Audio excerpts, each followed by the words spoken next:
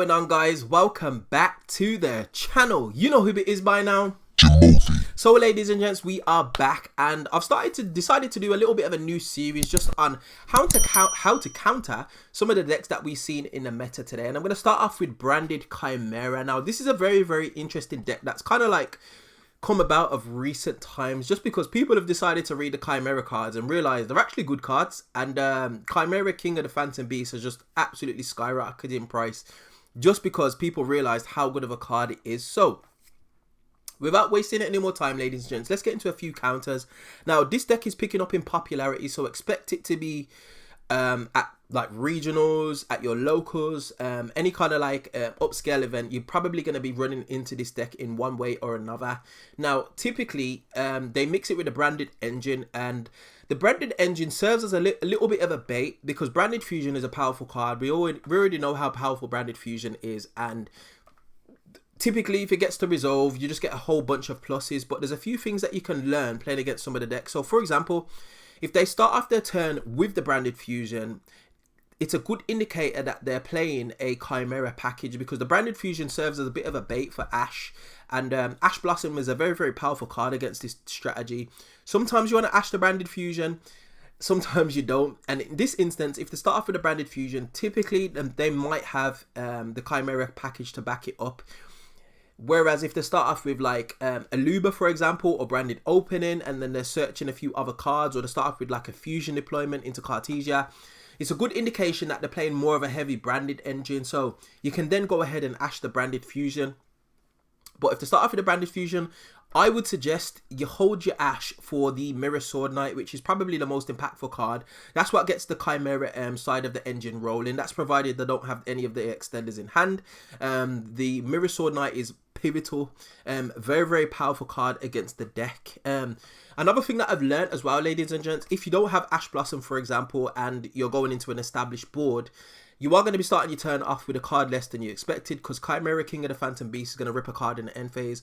However, any kind of like removal, whether that be like mass removal or like a Kaiju, for example, is super imperative, because a lot of their cards, whether it's the Cornfield Quattle or the Mirror Sword Knight, they trigger because they've got the Chimera King of Phantom Beasts on the field, which treats itself as Gazelle King of the Mythical Beasts. So that allows it to get its effects. Now, if you've got any kind of negation, even like infinite impermanence on King of the Phantom Beast, you could potentially kind of like stop those graveyard effects, which are just so pivotal to the deck. It's crazy how the deck actually functions. You do need to be aware that obviously if you haven't got any ability to stop that, any kind of like targeting effects is gonna get negated and destroyed because they've got the Cornfield Quattle in the graveyard, which is again another crazy card. If they do establish like a board with the branded fusion, they're typically going to go into like Mirror Jade, which is fine.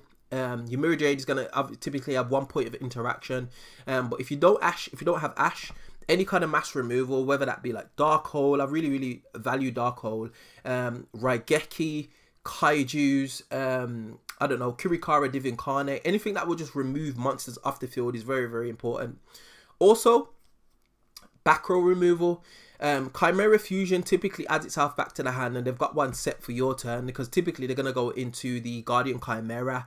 Now, if you can force it out, because they're going to want to get the most amount of value out of the Chimera Fusion, because typically after like turns 2, turns 3, they're going to remove the King of the Phantom Beast, and they're just going to go into like regular fusion plays, and they won't necessarily be able to add back the Chimera Fusion.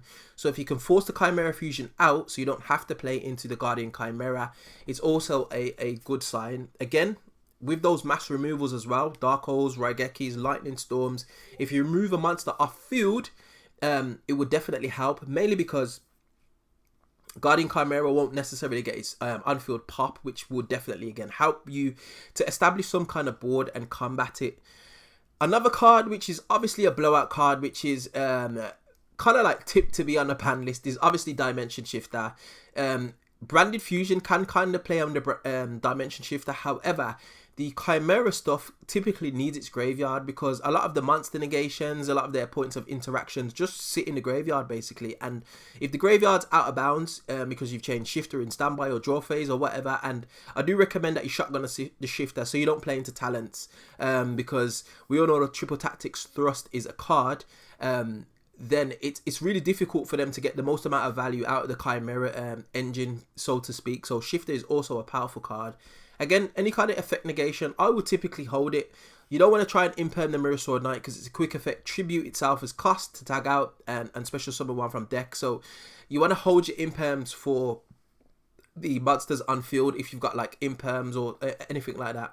I wouldn't recommend playing like Effect Veiler, Ghost Mourner, because in fact Ghost Mourner is not too bad, but Effect Veiler typically only really can resolve in the main phase, and there are a few issues with Effect Veiler at the moment, especially with Pearly being around, being able to play in the draw phase. It just kind of like nullifies Effect Veiler, as well as My Pearly Street, which is something that I'll mention in a video coming up in the future. But with regards to the Chimera engine, you definitely want some kind of like mass removal, force out the back row. Ash on a Mirror Sword Knight is potentially what I'd be holding, and Droll is another interesting one. They can kind of like play into Droll, depending on what their hand is. If they're playing a heavier branded engine like Lost, for example, or Opening or anything like that, then they can kind of like play into the Droll, and it kind of stumps them for a bit of a turn. However, if they're just playing a very, very light branded engine, they're just going to start off with a branded fusion and try and bait out the Ash. And typically they're just going to add off the Mirror Sword Knight and rip a card out of your hand. So you kind of got neg 2 basically. So Droll's a bit of a weird one, to be honest. But any kind of mass removal is just, again, is just so imperative. They can sometimes play into Nibiru, but it seldom happens. And Nibiru is a bit of a weird one. Like, it's good in some matchups, but against the Chimera Fusion deck, typically they make like 3-4 summons, and then they can like pass their turn, because the whole goal is to play on your turn and have a whole load of like graveyard interaction. But in saying that, again, Bestials are nice. DD Crow is nice, and DD Crow is, again, another card that I'm going to speak about in a future video. But I really value DD Crow just because it hits anything in the graveyard, and with the prominence of like branded Chimera having all those negates in the graveyard, you can kind of like just turn those off basically, just by DD Crowing like the one that's going to be the most impactful to your strategy. So definitely worth keeping in mind. But that is it, ladies and gents. That's just a few thoughts that I've had. Again, I'm not the best with this deck in terms of playing it, but just coming up against it and talking to other Yu-Gi-Oh players that have actually been playing the deck, these are some of the things that they've said kind of like hurts them the most. So if you know anything or any more than I do, definitely get at me in that comment section below and let me know, ladies and gents. This is a learning experience. I want everybody to just be able to combat this deck because it is on the rise in terms of popularity, and it's slowly becoming the better way to play branded, just because of the amount of recursion it has and the amount of gas it has. But yeah, get at me in the comment section below, and we find ourselves at the end of another video. As always, if you did enjoy this content, you know what to do by now. Hit that like button, share, subscribe, all of that beautiful good stuff, and I will definitely see you guys on the next video. Hope you enjoyed. Peace.